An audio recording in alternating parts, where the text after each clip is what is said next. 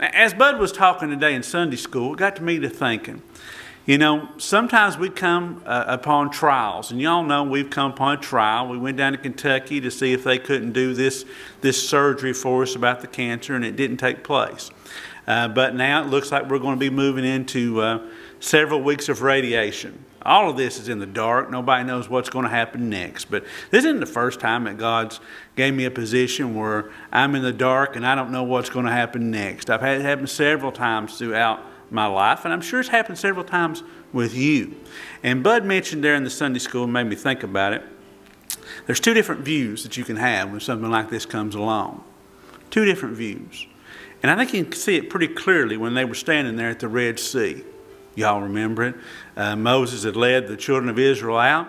They were standing there at the end of the Red Sea. It looked like God took them somewhere to go nowhere. It looked like they were at the end of their journey. There wasn't anything they could do. And as the armies, old Pharaoh, you might call him the devil himself, was coming up behind him. I love this passage. It says there in Exodus 14, and when Pharaoh drew near, some of y'all might be living in a situation right now where Pharaoh's drawing near. The old devil's coming at you. You don't know how to handle it. Don't know what to do. There's two different ways people handle this. And one of them's the right way and one of them's the wrong way. Okay? It says, the children of Israel lifted up their eyes, and behold, the Egyptians marched after them. So they were very afraid, and the children of Israel cried out to the Lord. Then they said to Moses, now they were all crying out, they were all praying. You got that? They were all praying, but listen to the attitudes. Then they said to Moses, because there were no graves in Egypt, have you taken us away to die in the wilderness? Why have you so dealt with us to bring us up out of Egypt? Is this not the word that we told you in Egypt, saying, let us alone that we may serve the Egyptians? For it would have been better for us to serve the Egyptians than we should die in the wilderness. God took me out here and he's just going to leave me. There ain't nothing I can do. Right? I'm just destroyed, right? There's nothing can happen. No, that's the attitudes we have. The attitudes run through our minds when we're backed up in the corner and it looks like, what are we going to do next? But listen to Moses. Listen to Moses.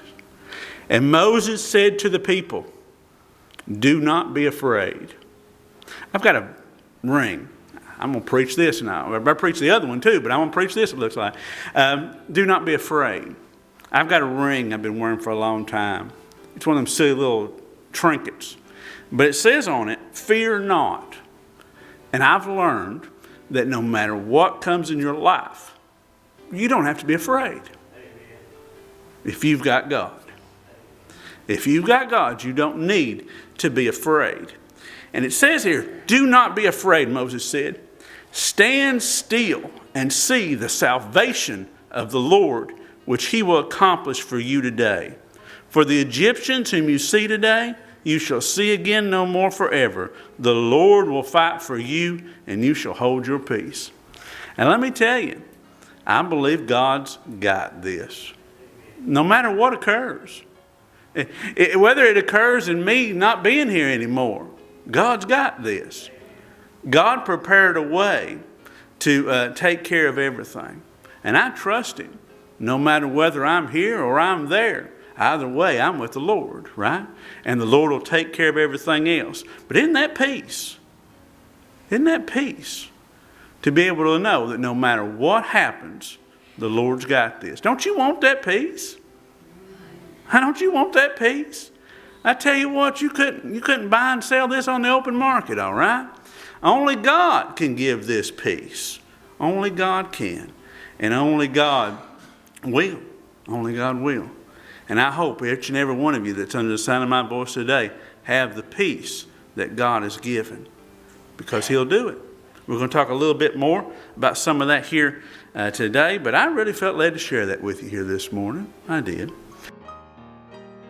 I hope you're enjoying the sermons here and have subscribed to my channel on YouTube.